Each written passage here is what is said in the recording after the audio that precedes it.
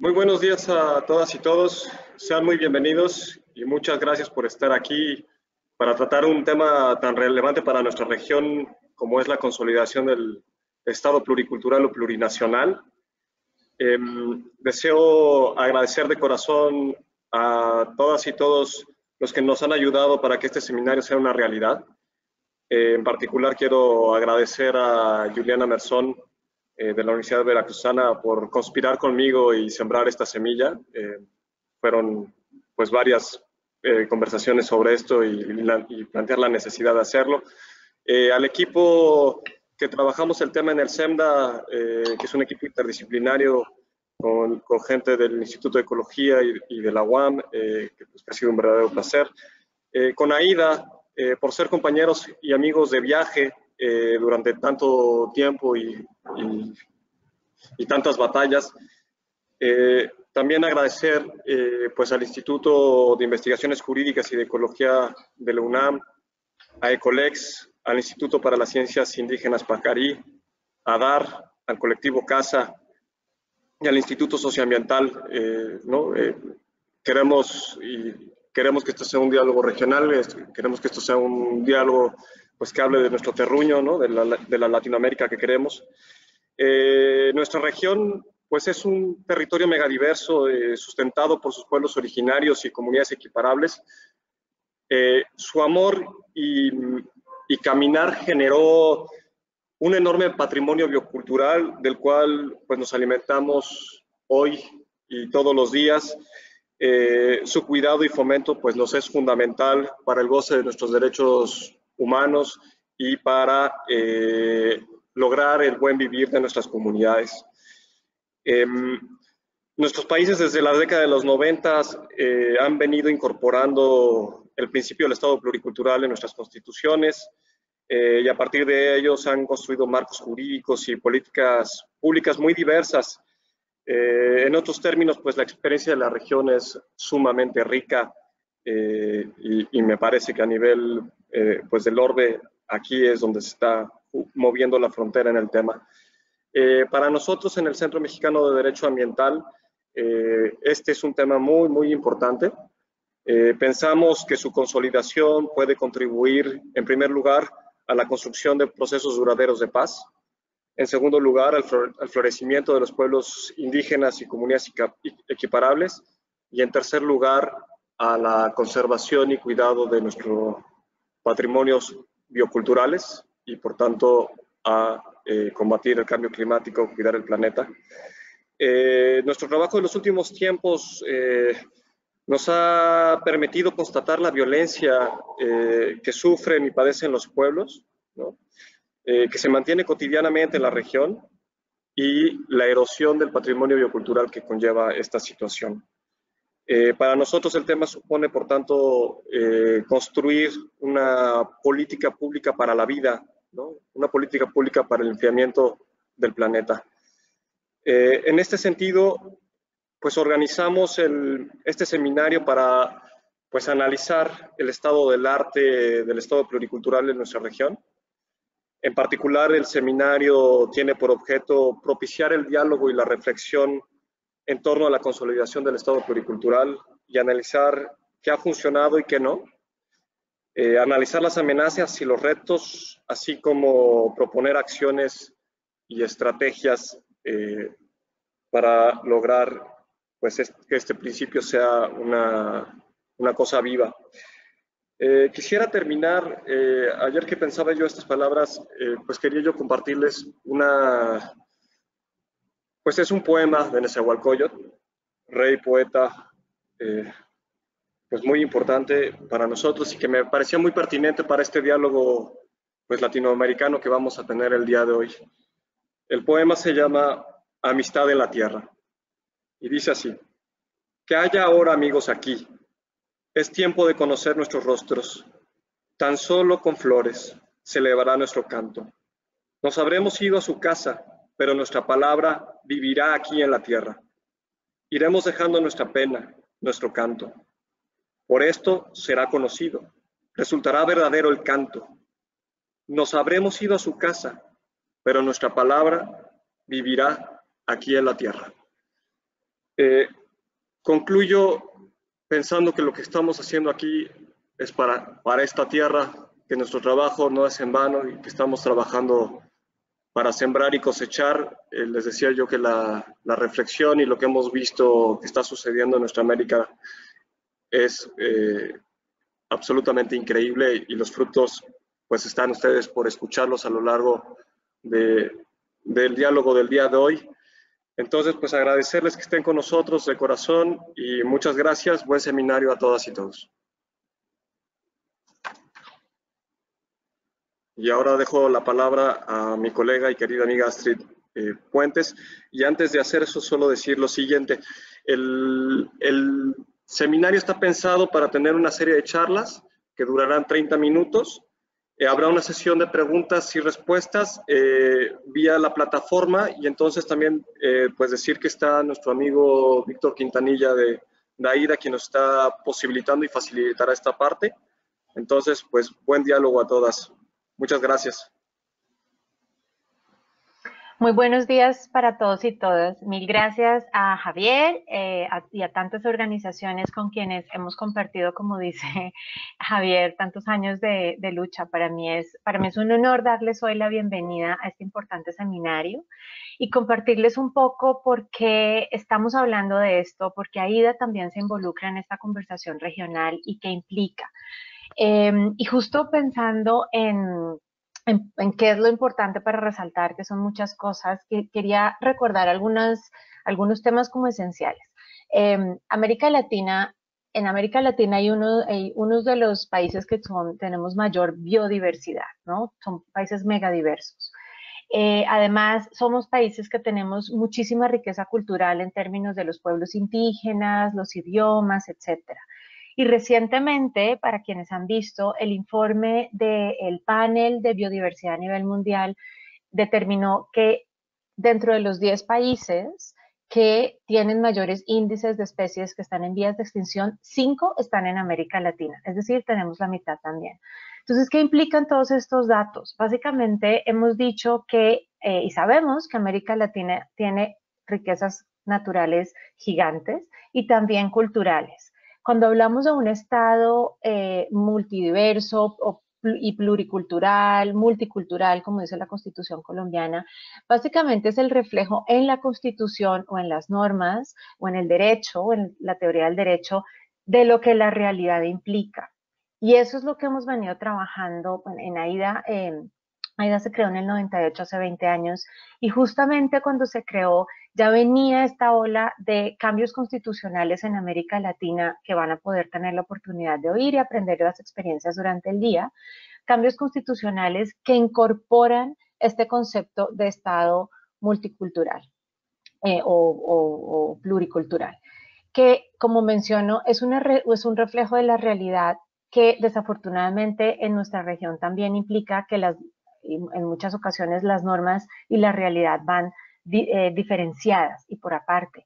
Ahorita lo que me parece muy importante de esta reflexión es darnos cuenta qué implica y cómo podemos hacer que estos reconocimientos de la realidad y un reconocimiento jurídico que en muchas constituciones ya hemos venido avanzando, como en Colombia, Ecuador, Bolivia, Perú, podamos reflejarlas también en una realidad que se vaya más allá de lo simbólico y que también en realidad atraviese el avance en diferentes áreas, incluso en lo económico y sobre todo en lo social.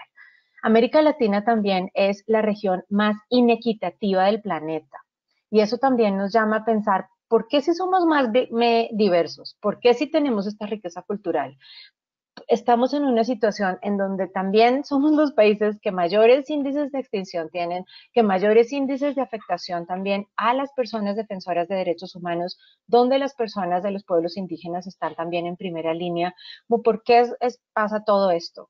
Y quería mencionar estos datos porque simplemente nos llama a la necesidad de volver realidad esto del Estado multicultural, que es básicamente volver a nuestras raíces, y a veces incluso reconstruir lo que implican nuestras raíces, porque ni somos españoles, ni somos no invasores, ni somos indígenas, ni somos afro, es toda una mezcla que justamente es lo que implican estos estados pluriculturales que a veces en la práctica nos ha dado, no, ha sido tan difícil hacerlos realidad. Entonces, bienvenidos y bienvenidas. Creo que nos podemos quedar mucho tiempo hablando de esto y justamente para eso es este seminario. Para nosotras es un honor poder aportar en esto. En AIDA hemos tenido la oportunidad de trabajar en estos temas desde hace 20 años en la región, con mucha intensidad también en México, en Brasil, en Ecuador, en Colombia, en Perú, en Guatemala, y por eso nos encanta también poder darnos el espacio para detenernos y analizar qué implica esto, poder incluso hablar también con la academia para que nos ayude a analizar un poco más en la práctica y poder avanzar hacia las realidades, mejoras en las realidades que necesitamos. Así que muchas gracias de nuevo a todas las instituciones que se unen hoy, a todas las personas que están participando y que sea un gran seminario durante el día. Buen día.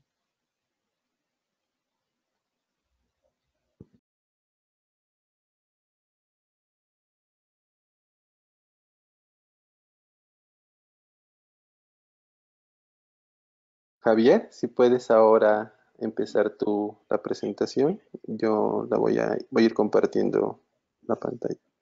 Si me das un momento. Perfecto, Víctor. ¿Puedes entonces ponernos a todos la presentación? Y muchas gracias, Astrid, por tus palabras. Vamos un poco adelantados, tal vez Sí.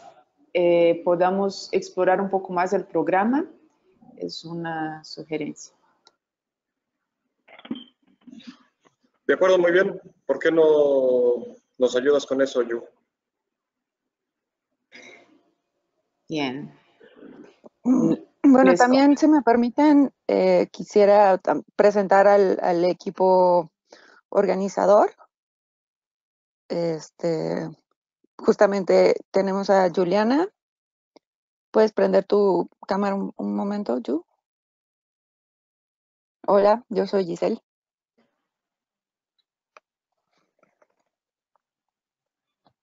Y por ahí está Benito. Ahí ahí voy. Ahí, acá está. Hola, hola. Hola. Hola. Bueno, nosotros seremos el equipo organizador. Van a estar oyendo probablemente nuestra voz. Y tal vez no nos vean. Vamos a estar moderando y coordinando un poco el asunto de las preguntas. A todos los asistentes les decimos que hay un chat donde van a poder estar enviando sus preguntas. Justo es la última pestañita de la parte izquierda que tiene. Bueno, izquierda o derecha, dependiendo. Disculpa, Giselle, te interrumpo, pero no podemos tener dos micrófonos abiertos mientras una persona habla.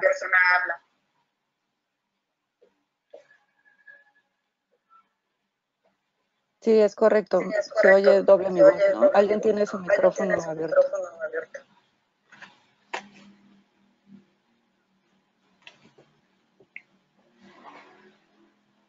¿Ok?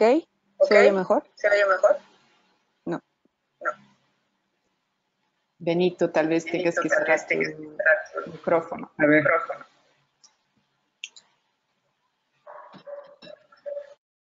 A ver, ¿sí? Sí, perfecto. Bueno, entonces, como les decía, tienen los asistentes un apartado de chat en la columna que pueden tener del lado izquierdo o derecho. Generalmente aparece de su lado derecho.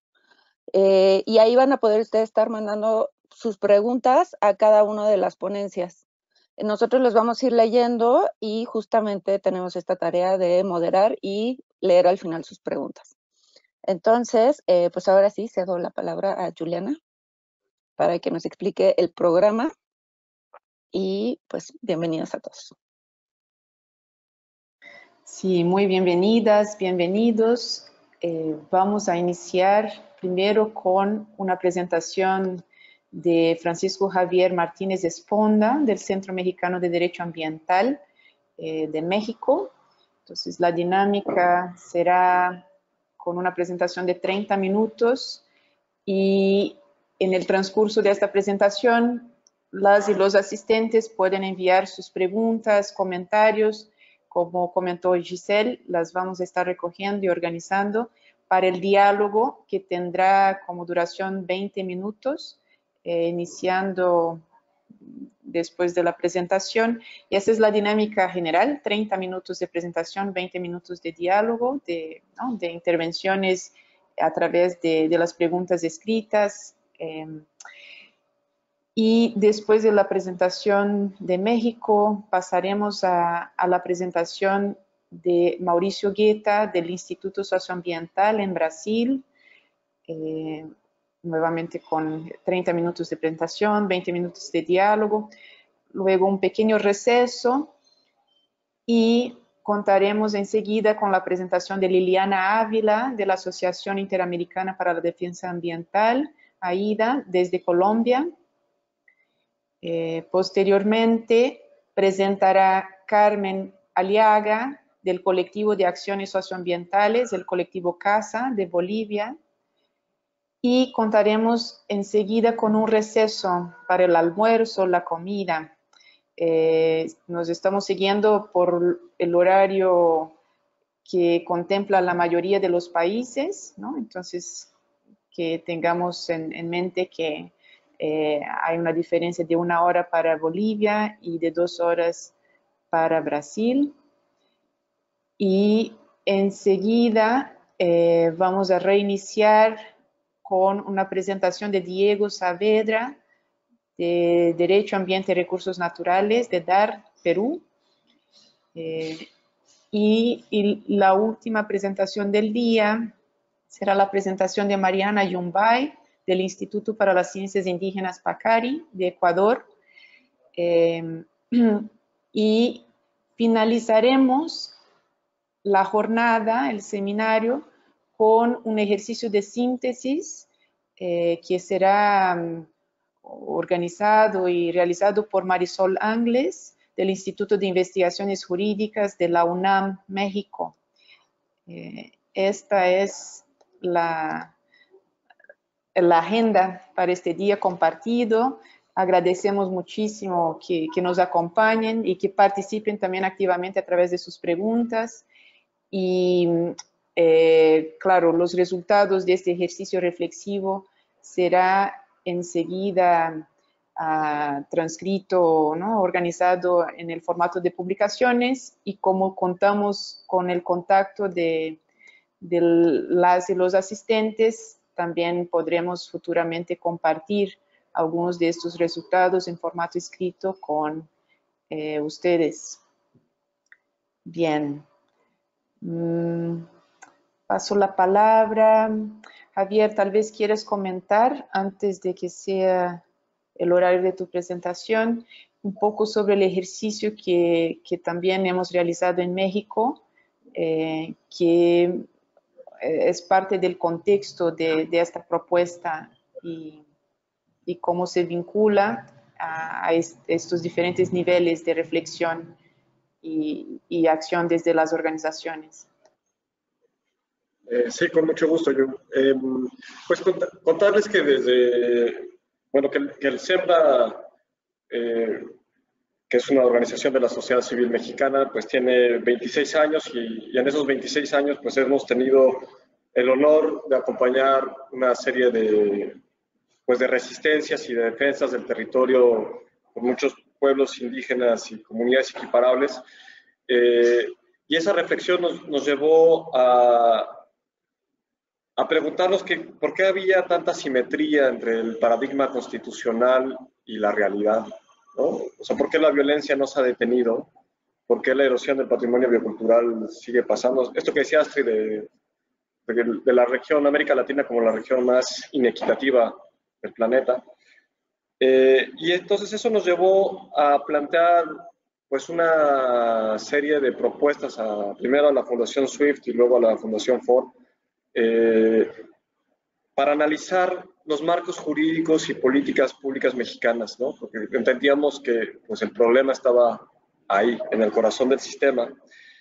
Y entonces cuando quisimos hacer un ejercicio pues de diagnóstico, de entender, de entender qué estaba pasando, ¿no? Y entonces, ese entender qué estaba pasando, también dijimos, bueno, pues pensemos también las propuestas, hagamos el análisis. ¿Y quiénes son los que saben cómo está el problema? ¿Quiénes son los que pueden dar un diagnóstico? ¿Quiénes son los que pueden generar las propuestas? Y la respuesta fue los pueblos indígenas, las comunidades campesinas, las comunidades afro.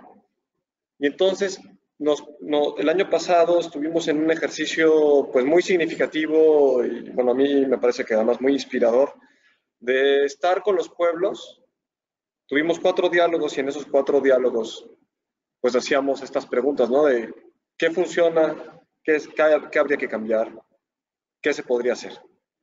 Y a partir de ese ejercicio fue que construimos primero unas memorias que están en la página de Sembla, pues a la orden de todas y de todos.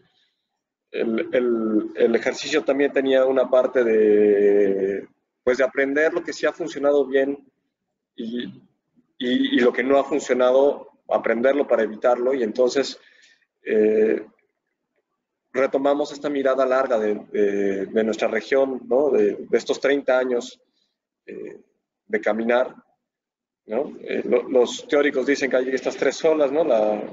Que empezó en 1980 con las constituciones de Nueva Zelanda y Canadá. Una segunda ola que tiene que ver lo que pasó con nuestras constituciones ya en la década de los 90, particularmente tal vez con la colombiana. Y esta tercera fase que tiene que ver con pues, los procesos en Ecuador y en Bolivia.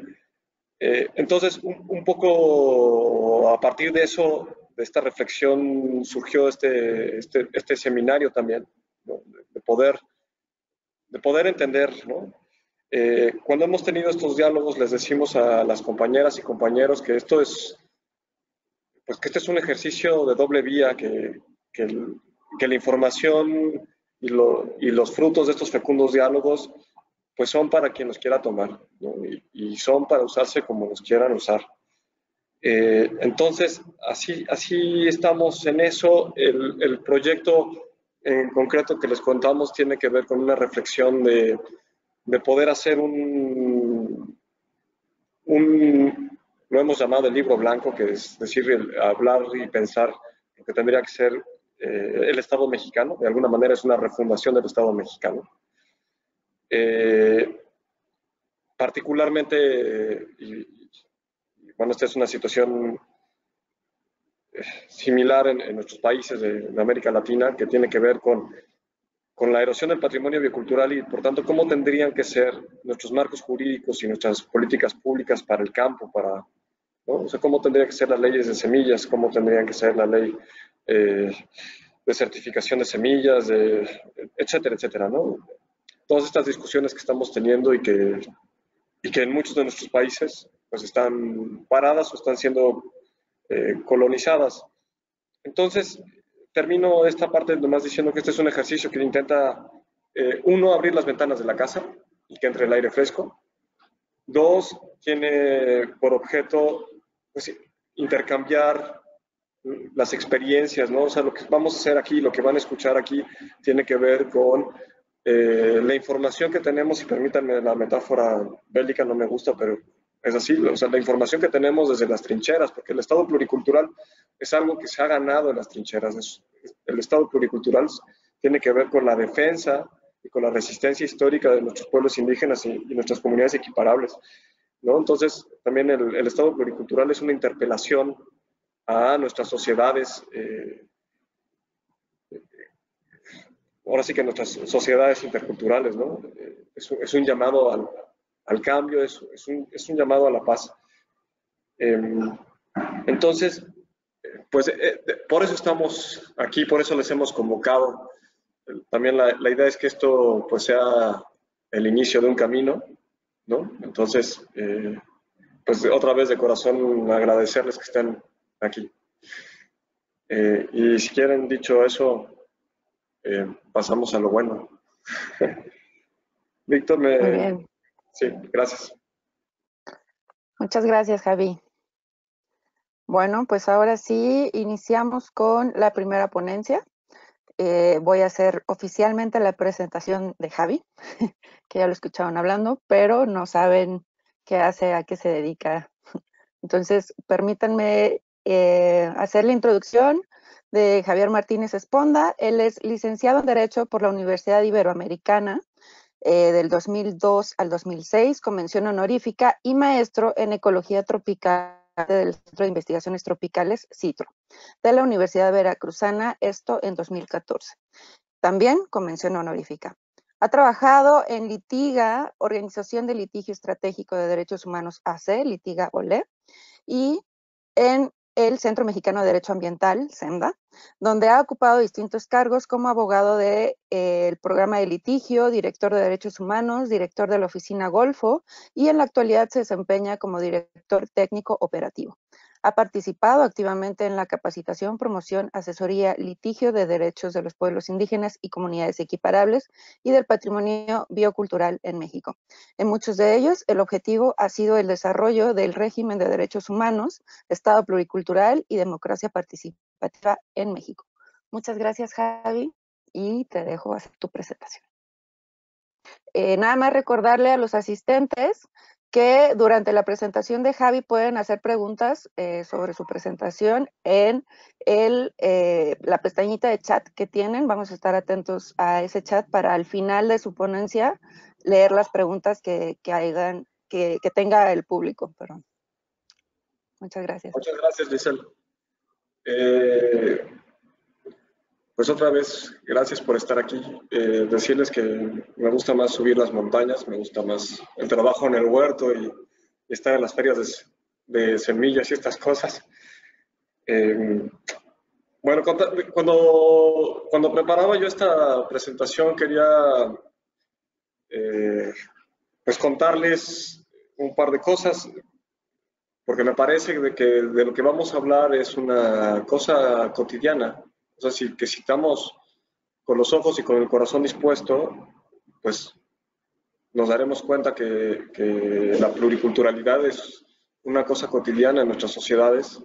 Entonces yo les quería contar que amanecí y me fui a preparar un café, que es café de sombra de las montañas mexicanas, trabajadas por manos campesinas. Luego me preparé unos huevos revueltos que comí con tortillas preparadas, hechas a mano, ¿no? Entonces son tortillas primero que son de maíz de una familia campesina que año con año guarda esa semilla y los conocimientos y cosmovisiones que eso implica. La tercera cosa es que habiendo desayunado y estando listo salí de mi casa y crucé el río Pixiac, que tiene un nombre náhuatl, para llegar a la ciudad de Jalapa, que también tiene un nombre de origen náhuatl, y el país, la misma situación, ¿no? O sea, esto es una cosa que si estamos atentos, pues está ahí, que nos está interpelando todo el tiempo, a tomar cartas en el asunto, ¿no? Está pidiendo ser escuchada, está pidiendo ser vivida. Y les quería también compartir esta reflexión. Me parece, si me permiten la metáfora, me parece que queda para explicar un poco cuándo sabremos que estemos en un estado pluricultural. Y la historia es esta. Tengo un hijo pequeño, bueno, tengo dos, pero el mayor. Un día fuimos rápidamente corriendo al baño y se maravilló cuando vio los lavabos de este baño público, porque los lavabos había uno sí y uno no para niños. Y me dijo, José Gabriel me dijo, papá, pensaron en mí. Entonces, les cuento esa historia porque me parece que sabremos que estemos en un estado pluricultural el día que los pueblos indígenas puedan decir, pensaron en mí, me siento en casa. ¿No? Esta casa la construí yo también. ¿No? Entonces, quería yo empezar con esa reflexión, me parece que da la idea de cuál es la intención y el corazón de este tema. Dicho eso, Víctor, por favor, si puedes pasar a la siguiente. A los conferencistas nos pidieron, nos mandaron un cuestionario, que eso nos dijimos hace ratito. El cuestionario iba en una serie de preguntas que tenía que ver con pues, la contextualización de la diversidad cultural en nuestros países, tenía que ver con el análisis de las problemáticas y tenía que ver también con actores clave, tenía que ver con propuestas. Entonces, un poco, pues la presentación mía tiene que ver con eso. Aquí están viendo un mapa elaborado por dos queridos amigos, Eckhart y Udabi, que es la Sierra Norte o la Sierra Madre Oriental, y donde pueden ver pues, rápidamente el confluir de por lo menos 4 pueblos, el Totonaco, el Nahua, el Otomí y los Ñaño. La que sigue, por favor. Entonces, esto lo hemos estado diciendo desde que empezamos la charla, ¿no? Latinoamérica y en concreto, pues México es un país megadiverso y eso tiene que ver con el axioma de bioculturalidad, por el cual se entiende que la diversidad biológica y cultural son mutuamente dependientes y geográficamente coterráneas.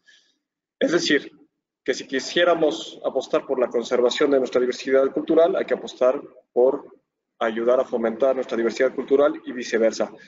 Y en el caso mexicano, pues tenemos una amplitud de estudios que reflejan que en México hay 2 matrices civilizatorias, la mesoamericana y la moderna occidental, y que estas 2 viven en una constante disputa de por lo menos hace 500 años. ¿No? La que sigue, Víctor, por favor. Víctor, ahí está. Entonces, a mí me toca contarles pues la parte de la diversidad cultural hablando jurídicamente, ¿no? Y entonces, pues decirles, hablábamos hace unos momentos de estas olas de cómo se manejó la diversidad cultural. Pues lo primero que hay que decirles y contarles es que México junto con Colombia fue de los primeros estados latinoamericanos que se metió a reconocer a este tema en su constitución. Eso sucedió en 1992.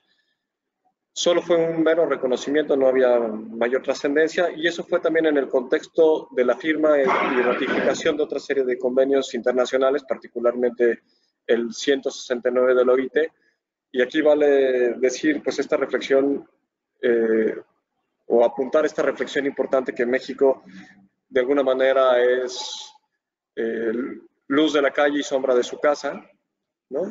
Entonces, es decir, este dicho para hacer visible que todos estos compromisos internacionales no fueron materializados en la Constitución, no fueron materializados en política y legislación, y lo cual pues evidentemente llevó a lo que todas y todos conocemos como el levantamiento zapatista de 1994 en el sureste de México. Y ahí sucede algo muy especial. Me parece que además va muy en la tónica de lo que pasa luego en este país, de ser pioneros en cosas y dejarlas truncas. Que fue el levantamiento zapatista nos obligó a mirarnos en el espejo de la otredad, nos obligó a preguntarnos qué estaba pasando, qué estábamos haciendo mal como país, y eso desencadenó pues un proceso bien interesante de negociación entre el EZLN y el gobierno federal, que se materializó en 2 documentos. Uno de febrero de 1996, que son los acuerdos de San Andrés Larrainza, y que en ese documento se pactó cómo tendría que ser el nuevo Estado mexicano. O sea, este es un primer documento donde se habla ya de una refundación del Estado mexicano, ¿no? Y se dice cuáles son los principios bajo los cuales se va a construir la nueva relación entre el gobierno de México y los pueblos indígenas. Eso llevó a que el Congreso de la Unión, que es el Congreso Federal, también constituyera lo que se llamó la COCOPA, que es la Comisión de Concordia y Pacificación, que funcionó de alguna manera como los negociadores entre el gobierno y el EZ, Y a partir de la reflexión de los acuerdos de San Andrés y toda esta negociación, la COCOPA formuló lo que se llamó la Ley COCOPA, que es una iniciativa de reformas constitucionales a por lo menos 6 artículos. Esto era bien interesante porque entonces se hacía o se establecía ya que se requería, uno, reconocer a los pueblos indígenas como sujetos de derecho público, es decir, que entre los órganos de gobierno del Estado mexicano, así como hay un gobierno federal, estatal y municipal, pues estarían los pueblos indígenas, ¿no? O sea, habría una monografía más a nuestro Estado federal. Se habló del reconocimiento de sus derechos colectivos, ¿no? Se habló de territorio, se habló de autonomía, se habló de una cosa que era muy importante, que era la remunicipalización. Se habló de, por tanto, de reconfigurar cómo tendría que estar constituido el poder legislativo.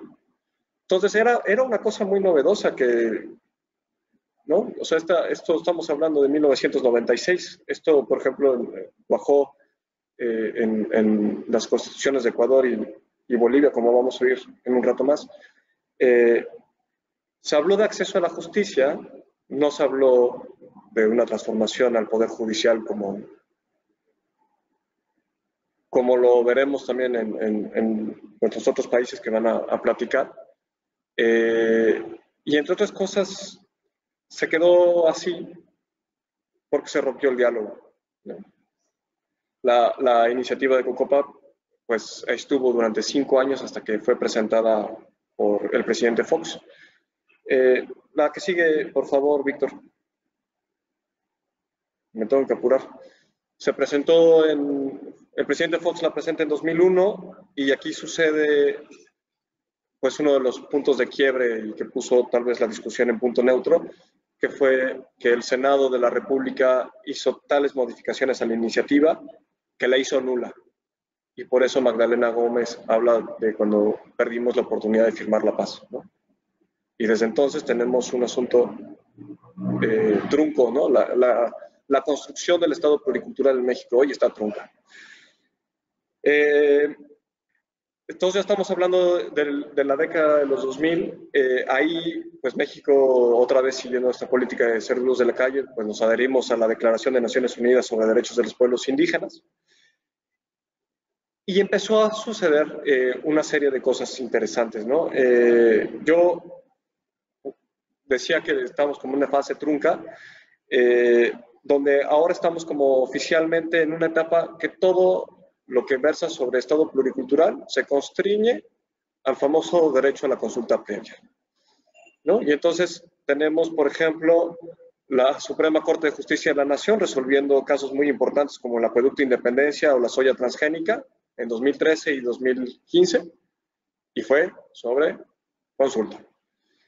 Tenemos las recomendaciones de la Comisión Nacional de Derechos Humanos sobre el tema de Wirikuta en 2012, el Acueducto Independencia en 2015, soya transgénica en 2015, sobre consulta.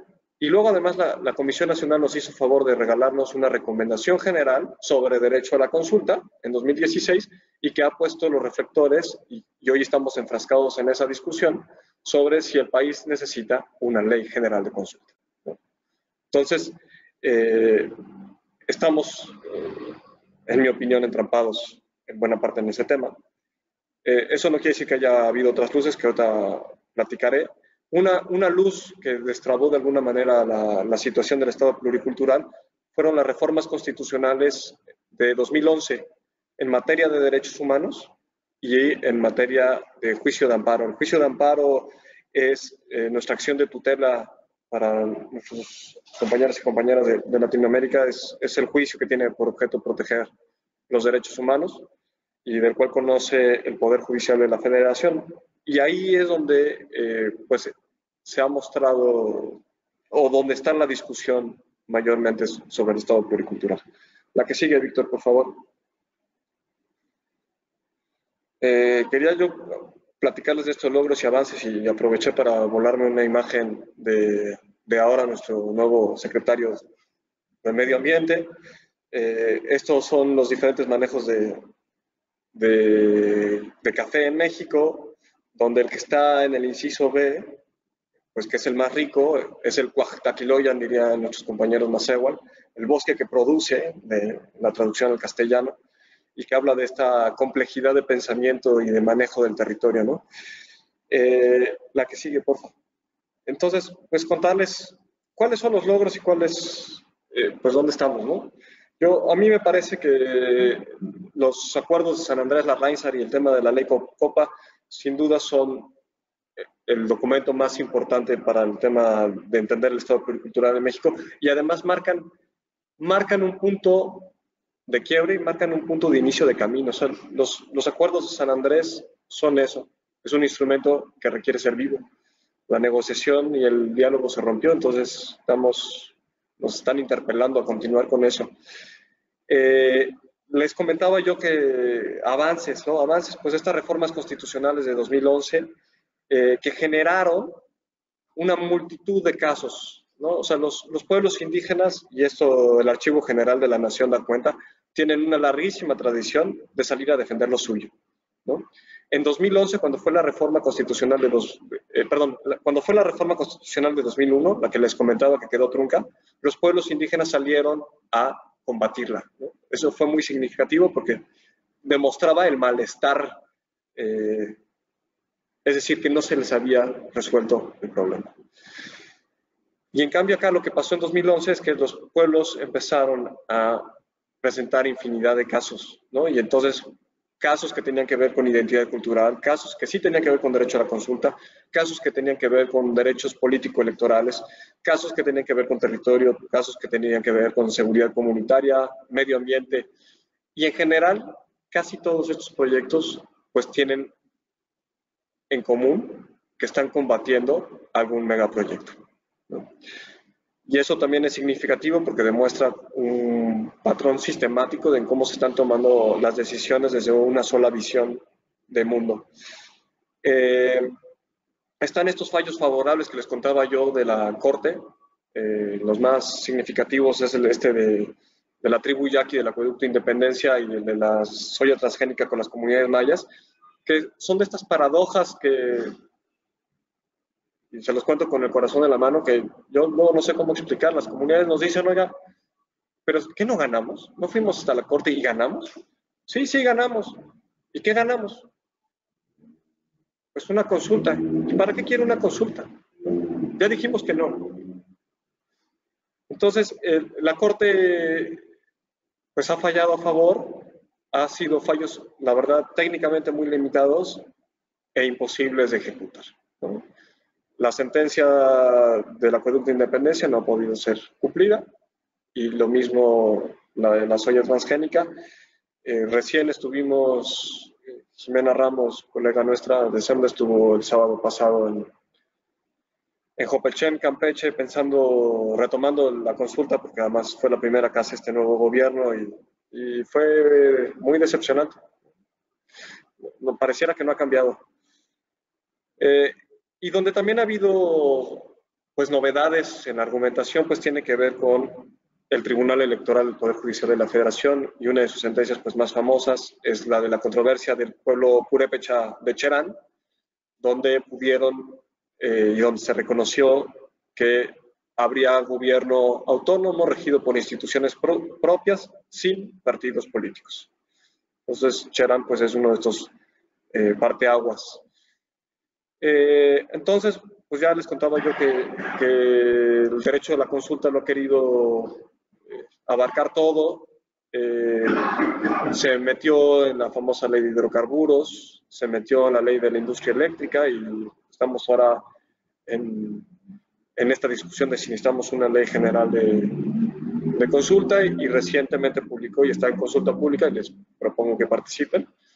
El tema de otra vez el protocolo de actuación para la consulta previa que está haciendo el Instituto Nacional de Pueblos Indígenas, ¿no? Entonces, todo pareciera estar ahí. La que sigue, Víctor, por favor.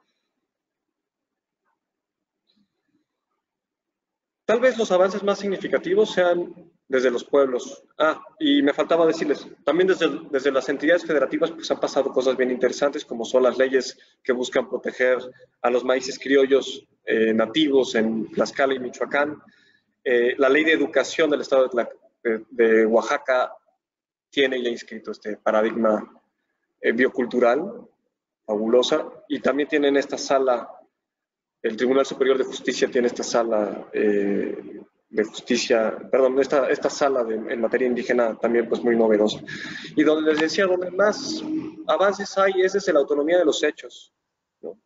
Y que tiene que ver con lo que han estado haciendo pues los pueblos, como es el tema del cooperativismo, como es el tema de las asambleas de defensa del territorio, los gobiernos autónomos y los caracoles zapatistas, las modificaciones a los reglamentos ejidales, la presentación de amparos, ¿no? La experiencia en ese sentido ha sido sumamente rica, ¿no? Ayer revisaba el tema de los caracoles y las juntas de buen gobierno en Chiapas y pues es absolutamente asombroso. Quien tenga ganas, les puedo yo pasar un par de textos sobre eso. La que sigue, Víctor, por favor.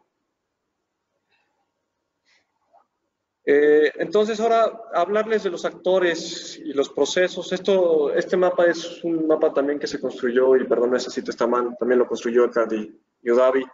Es un mapa que tiene que ver, es el traslape, lo naranja son las concesiones mineras y los triangulitos azules, si se alcanzan a ver, pues son los pueblos indígenas que quedaron dentro de la concesión minera y que de ser explotada pues se tendrían que mudar, ¿no? Entonces, ¿cómo se toman estas decisiones?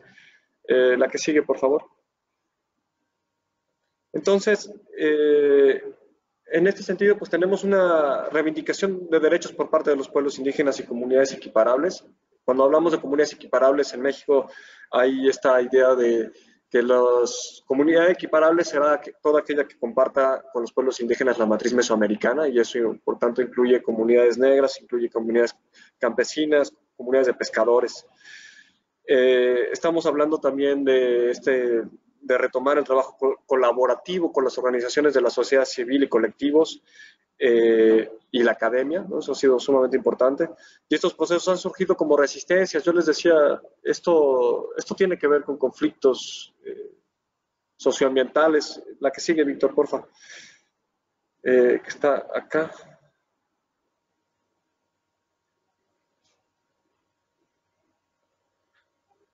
Bueno, en alguna de estas láminas está porque en México hay un monitoreo de los conflictos socioambientales, y la estadística última que tiene la Unión de Científicos Comprometidos con la Sociedad a 2018 habla de por lo menos 500 conflictos, y mayoritariamente estos conflictos están en territorios indígenas ancestrales. Estamos viendo también desde los pueblos esta resistencia a través la resistencia que lleva al florecimiento, ¿no? O sea, la organización de oponernos y de defendernos, pues nos llevó también a repensarnos y a potenciar nuestra capacidad creativa y generar cosas nuevas. Y está, por ejemplo, la cooperativa Tosepan en su aniversario 40 construyendo este documento de Soñando Juntos, que tiene que ver con un plan de desarrollo absolutamente increíble, construido bajo los usos y costumbres, horizontal, etc. Los efectos positivos de estas resistencias, porque tienen que ver con la reafirmación de nuestras identidades culturales y la reapropiación del territorio, ¿no? Y del patrimonio. Entonces, eso ha hecho cuenta de darnos muchas cosas.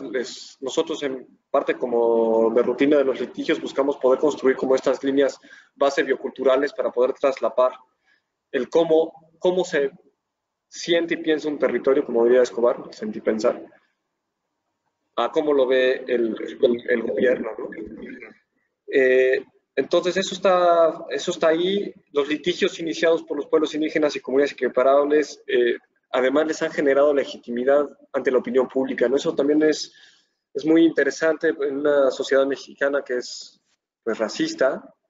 El que los pueblos se apoderen de los instrumentos jurídicos, pues les ha revestido de una aura de decir, no son tan intransigentes, no son, ¿no? Los compañeros de la parota tenían esta metáfora sumamente bonita de cuando caminan juntos el machete y la ley, ¿no? Eso es un poco lo que pasa. Entonces no son opositores sin razón, sino son opositores con muchas razones. La que sigue, por favor.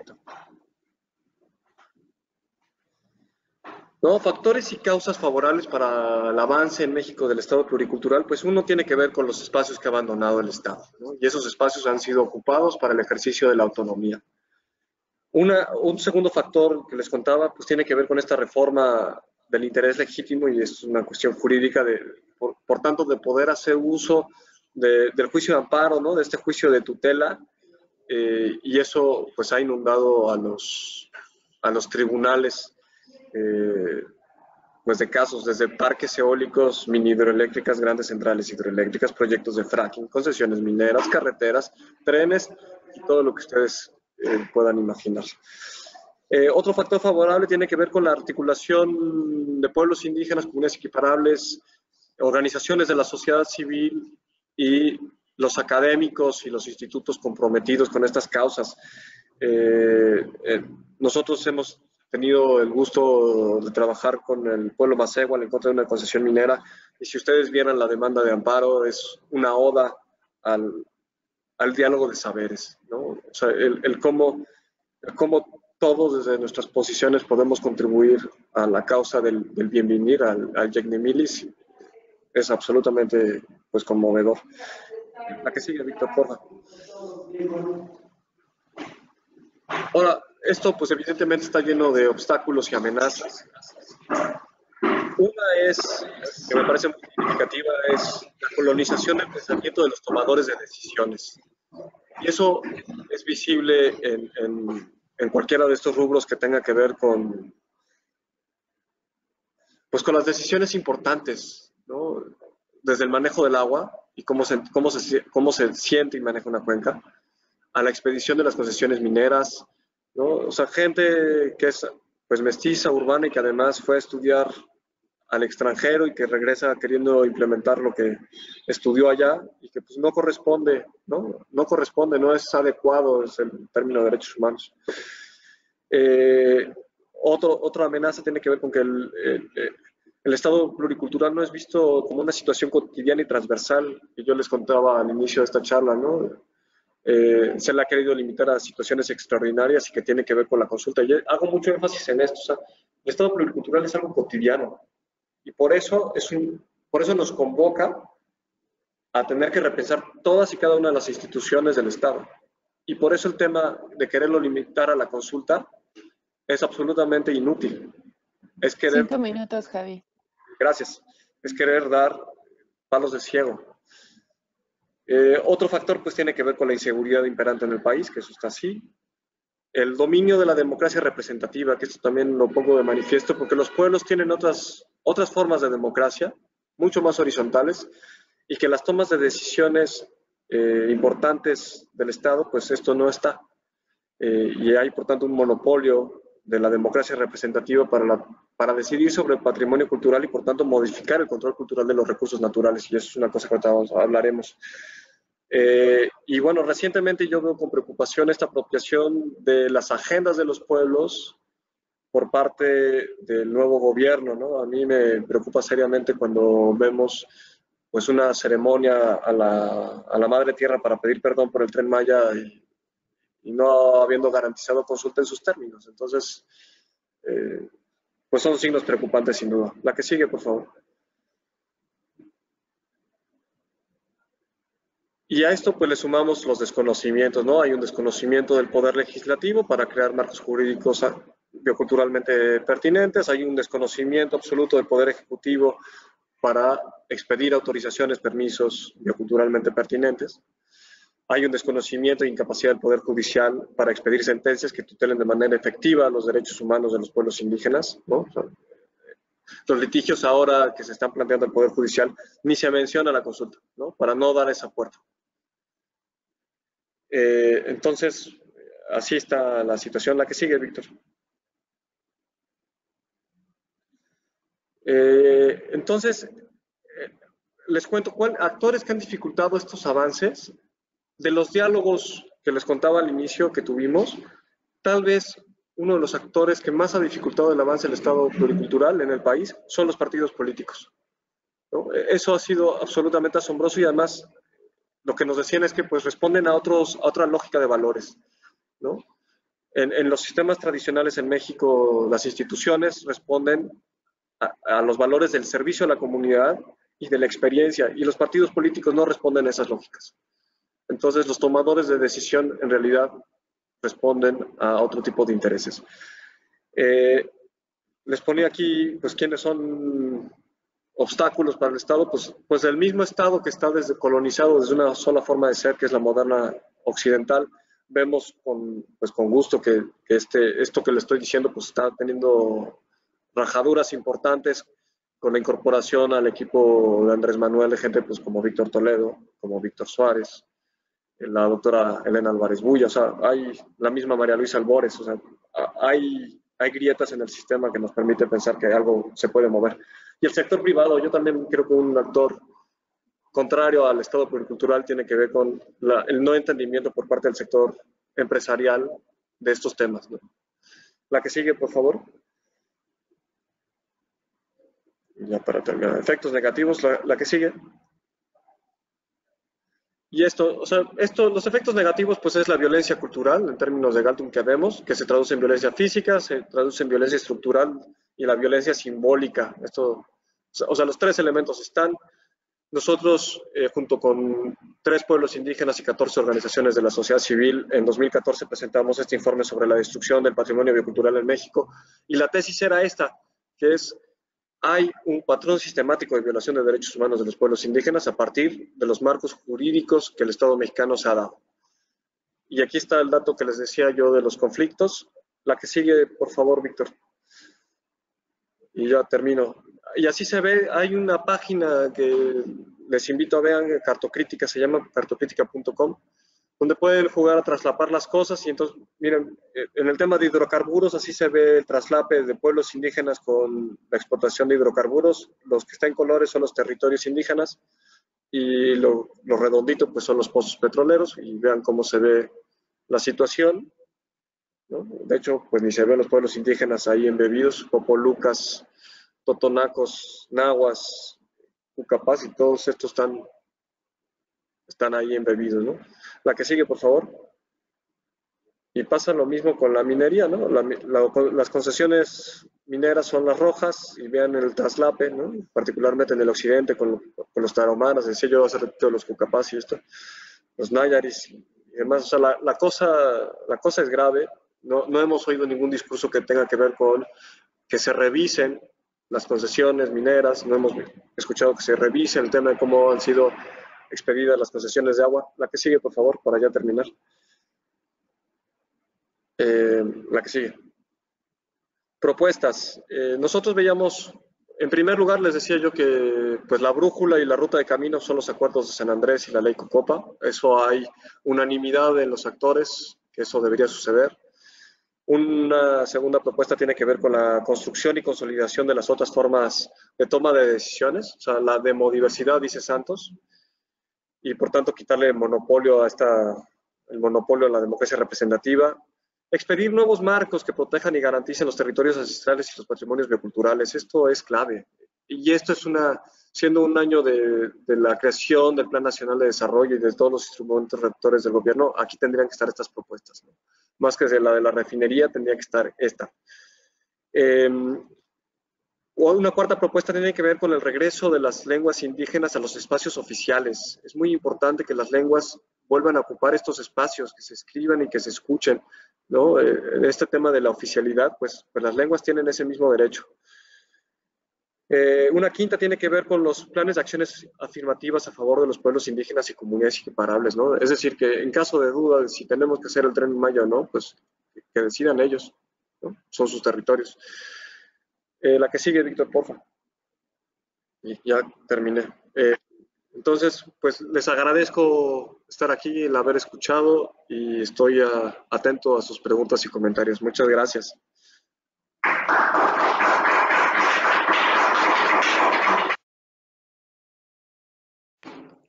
Ok, muchas gracias, Javi. Tenemos un par de preguntas y comentarios del público. A ver, voy a iniciar con la pregunta de José Antonio Toto Borboa. Dice: ¿cómo podemos participar en la propuesta de ley de consulta y cómo podemos aportar o apoyar desde nuestros estados.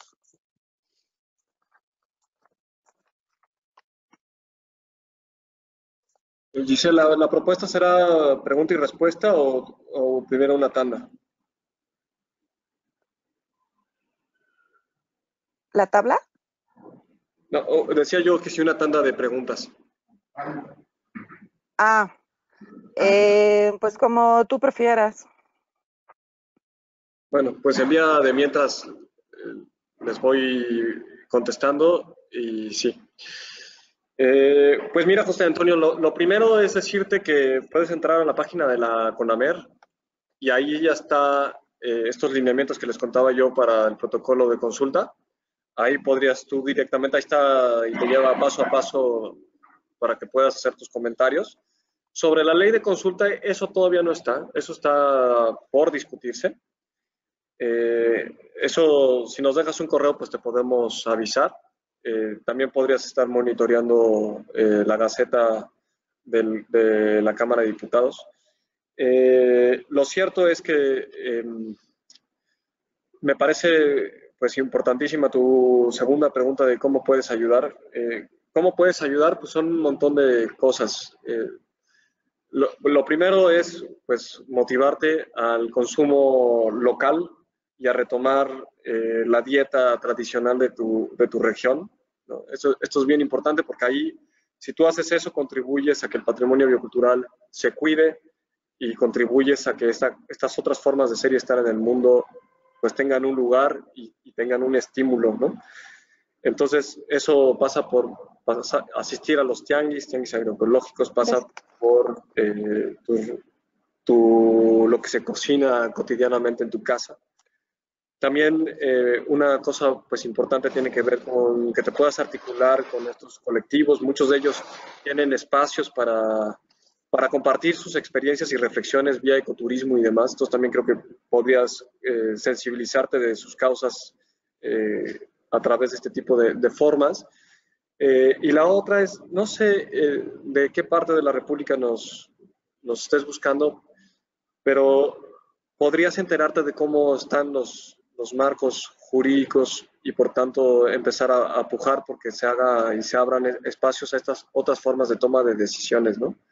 Por ejemplo, cómo se puede cambiar y horizontalizar las decisiones de nuestros ayuntamientos y cosas de este tipo.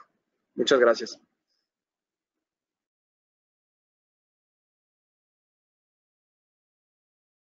Muy bien, muchas gracias, Javi. Bueno, sí, ya están siendo varias preguntas, entonces creo que mejor sí te hago una ronda de preguntas. También Mauricio Guetta, que es parte de nuestros panelistas, tiene una pregunta. Entonces, si quieres, ahorita te digo las del público y Mauricio pudiera hacer también su pregunta en vivo. Pero bueno, a ver, hay un comentario también de Carlos Ávila Pello que dice, uno de los asuntos es que el Estado en muchos de nuestros países prácticamente ha desaparecido. Las leyes deben articularse con otras instituciones. Por ejemplo, la debilidad del Estado en México se refleja en un debilitamiento de todas las instituciones que hacen ciencia. Entonces, hasta ahora, como ejemplo, la nueva Secretaría de Agricultura pide a GIZ, una agencia alemana, que haga una valoración del capital natural relacionado con la agricultura. Al menos dos cosas para mí destacan. Primero, ¿por qué la diversidad cultural debe tener un valor monetario? Segundo, ¿por qué no valoran la diversidad biocultural las instituciones nacionales junto con los pueblos en sus territorios? Me parece que además el fondo filosófico de por qué, para quién, en dónde y con quién se cuenta para hacer investigación se debe discutir ampliamente para que se reflejen en las leyes. Tenemos otra pregunta que dice, ¿por qué la diversidad biocultural debe tener un valor monetario? Gisela, espera, porque esa pregunta de Carlos es bien grande y Sí. quisiera decir algo antes. Ok. Sí, por supuesto. Ahorita lo digo. Querido Carlos, un saludo al sur de Veracruz. Gracias por tu pregunta.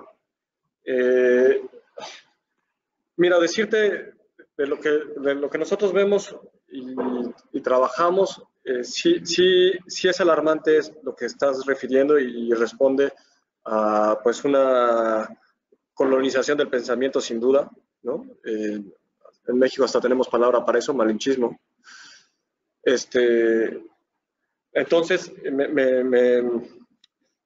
no me sorprende y creo que al ratito oirás pues de la reflexión boliviana de cómo hacer que, o sea, si refundamos nuestro Estado para tener un Estado pluricultural, pues eso significa que absolutamente todo tiene que ser repensado. Y en Bolivia también tuvieron este proceso para la universidad pública. Entonces es un primer comentario. Un segundo comentario también tiene que ver con los paradigmas que se consagran en nuestras constituciones, ¿no? Entonces, una reflexión que me resonó de tu pregunta tenía que ver con que en Ecuador y Bolivia se consagró el paradigma del buen vivir, ¿no? ¿Y cuál es el paradigma que está consagrado en nuestra Constitución mexicana? ¿Cuál? Porque además la Constitución ha sufrido tantos cambios que claramente no es la misma desde 2017, perdón, de 1917. Entonces hay como de chile a tole de manteca, pero, o sea, por una parte pareciera que el artículo 27 constitucional y el régimen de derechos humanos y el artículo 2 nos abre puertas a estos otros paradigmas, al buen vivir. Pero lo cierto es que no, lo cierto es que la lógica sigue siendo la del modelo pues capitalista y neoliberal, ¿no? Y eso explica en estas articulaciones, sí preocupantes. Para nosotros, y te lo contaba ahora, pues ha sido fundamental para nosotros el poder articular en la defensa de los derechos, pues este diálogo con los académicos y la academia en general. Y no hay muchos de estos espacios porque sí se suele además ver con recelo cuando la academia es activista, ¿no? Entonces, sí hemos tenido compañeros científicos que han tenido que bajarle el tono a sus participaciones cuando la cosa se empieza a poner más dura. Entonces, pues sí, eso es una interpelación, uno, a repensar nuestras instituciones académicas y dos, a que tengan presupuesto, que esa es la otra, ¿no? Generalmente, cuando necesitamos, por ejemplo, construir estas líneas de base bioculturales, lo primero que sale es, bueno, ¿y con qué dinero vamos a pagar la gasolina de la lancha o de la camioneta? ¿No? O sea, hay muchas maneras de matar a la resistencia, ¿no? De matar a la apuesta por el florecer. Entonces, decirte que creo que lo que vas a escuchar al rato, en la tarde de Bolivia, puede dar algunas mayores luces. Me parece también que de la experiencia mexicana empieza a haber cosas pues muy significativas. Yo puedo decir que pues, el trabajo que hemos hecho no habría sido exitoso si no hubiera estado la UX, si no hubiera estado el ECUSUR, si no hubiera estado la UB y otros tantos queridos amigos que nos han acompañado en esto. Y también te iba a decir que me acuerdo hace unos años que la GIZ fue pues sacada de algunos de los territorios por colonialismo biocultural. Entonces también decirte que los marcos y las reglas del juego están cambiando y si esto sigue siendo, pues los mismos colonizadores tendrán que cambiar y abrir sus ojos de buenas a primeras, ¿no? Creo decirles Javi, esto. Sí. Ya tenemos un montón de preguntas, entonces moderando el tiempo nos quedan 10 minutos. Gracias. Te voy a hacer otra ronda de preguntas, ahora sí ya son un montón. La primera dice, si podrías precisar el número de expediente de la soya transgénica de FJ Camarena. Liliana Bravo nos dice, ¿qué avances se han logrado en la práctica con el reconocimiento de los derechos de protección de la naturaleza en el estado de Guerrero? Y contar más detalles del caso de la soya transgénica con las comunidades mayas. Carla Aceves dice, ¿existe la posibilidad de conciliación entre la propuesta de los paisajes bioculturales impulsada por el Estado mexicano como en el caso de Jalisco, y la protección del genuino patrimonio biocultural asociado a los pueblos originarios. Te dejo ahorita estas tres y continuamos con otra ronda. Cambio fuera. De los expedientes de la soya transgénica, sí, como no. Ahorita, digo, con gusto les podríamos pasar el número. Ahorita el que recuerdo es el amparo en revisión 198/2015 de la segunda sala de la Suprema Corte de Justicia. Sobre el tema de Guerrero, pues reconozco que no sé. Decir que lo que hemos hecho en la defensa con los compañeros tenía que ver con el manejo de los ríos y en buena parte pues el cuestionamiento de un megaproyecto muy grande, y después, pues por razones de inseguridad y demás, la comunicación con Guerrero se ha cortado. Entonces, pues la verdad no sé. Lo siento. Sobre el tema de las comunidades mayas, decirles pues que ha sido bien complejo porque son varios amparos. Ha sido uno por cada uno de los estados de la península, o sea, por Quintana Roo, por Yucatán, Campeche, más uno de Chiapas que recientemente se ganó apenas. Que ha sido muy complejo porque litigar contra el gobierno y Monsanto pues tiene sus retos. Lo más interesante, yo creo que del proceso, y contarles a nuestros compañeros, es que o sea, la soya transgénica solo es la cabeza del iceberg. El tema ahí y de la resistencia maya tiene que ver con pues, la defensa del territorio en contra de un modelo que tiene de agronegocio, que además tiene que ver con una comunidad pues, menonita que va en aumento y que tiene dinero para hacerse de tierras. Y entonces lo que estamos viendo es una defensa del territorio porque la comunidad menonita, uno, deforesta, está tirando la selva. O sea, mientras hablamos, alguien está deforestando allá en Campeche. Dos, el uso de los agrotóxicos que ha tenido que ver, uno, con la contaminación del agua y el envenenamiento de la flora y fauna, ¿no? y por eso el declive de las abejas. Y dos, el tema de la salud, ¿no? La gente está siendo envenenada por el glifosato. Entonces, si bien está lo de la consulta, pues están planteando otro tipo de resistencias y de procesos para poder florecer, porque entonces el tema tiene que ver con una reconversión de la matriz en Jopelchen y en Calakmul y en general en la península de Yucatán. Un acuerdo por la sustentabilidad tendría más que ver, ¿no? Hay un tema, o sea, esta situación está pasando y ahora hay que sumarle el tema de la contaminación del agua que son suelos cársticos y no se sabe bien cómo se mueve ahí el agua, más ahora el tema del Tren Maya. Entonces ahorita estamos como en la articulación y creación de nuevas estrategias de defensa. Sobre el tema de los paisajes bioculturales de Jalisco, que me parece una experiencia bien interesante lo que han hecho allá, a mí no me parece que sean incompatibles siempre y cuando pues, se construyan de manera conjunta y colaborativa con los pueblos. El tema y el patrón usual tiene que ver con que esto se le ocurrió a alguien y el gobierno lo hizo de buenas a primeras, como hemos visto, por ejemplo, en el caso de muchas áreas naturales protegidas en México, ¿no? Entonces, ¿cómo compaginar? Pues uno reconociendo al otro.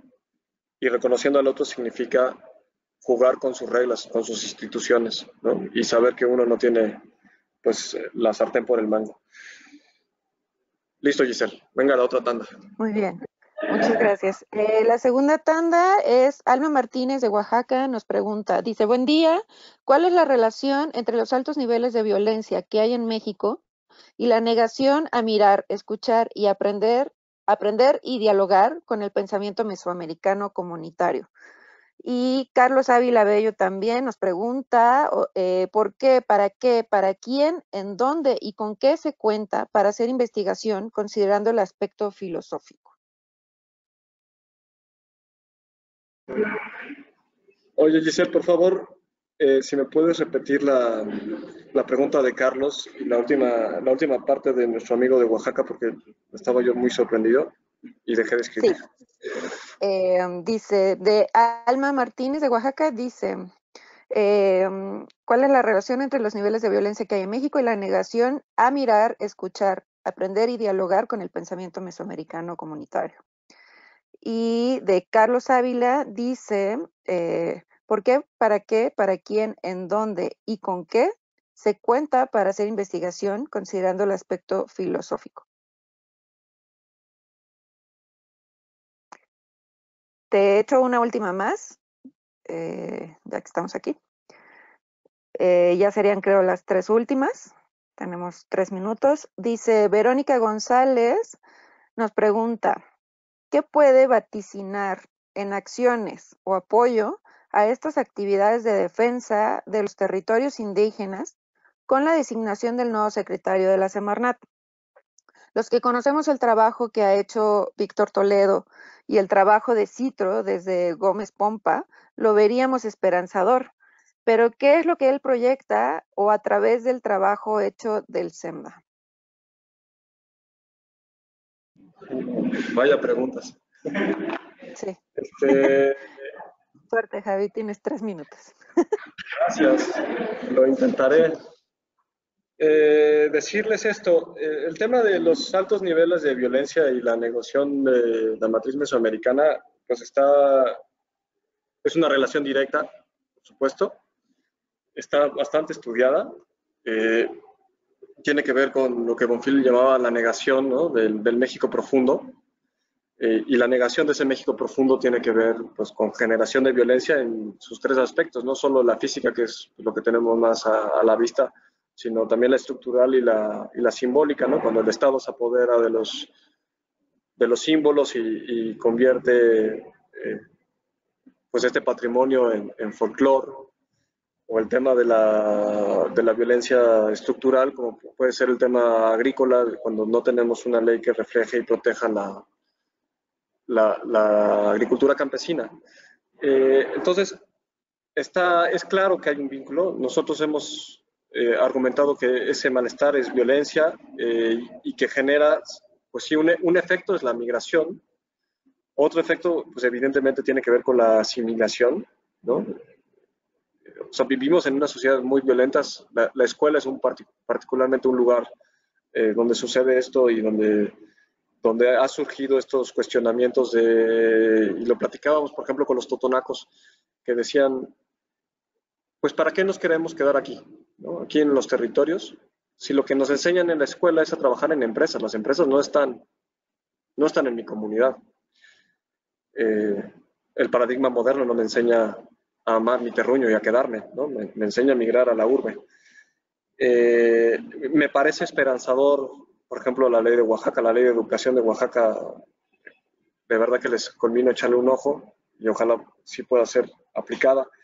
Me parece que también la manera de cómo revertimos esta violencia pues tiene que ver con la reconfiguración de nuestros marcos jurídicos y políticas públicas. Y nosotros lanzábamos hace un tiempo esta pregunta de ¿por qué el Estado mexicano tiene que gastar la cantidad de dinero que gasta para fomentar la agricultura industrial si la que nos da de comer y la que nos da identidad es la campesina, ¿no? Y ahora en México estamos metidos en esta discusión de un escándalo con una compra que hizo la petrolera estatal de una planta de fertilizantes. Entonces, la pregunta es, ¿México tendría que gastar para producir fertilizantes sintéticos? O sea, la agricultura que enfría el planeta, la agricultura que nos da identidad, pues no requiere ese tipo de insumos. Carlos, con el tema de la investigación, ¿con quién? Pues mira, eso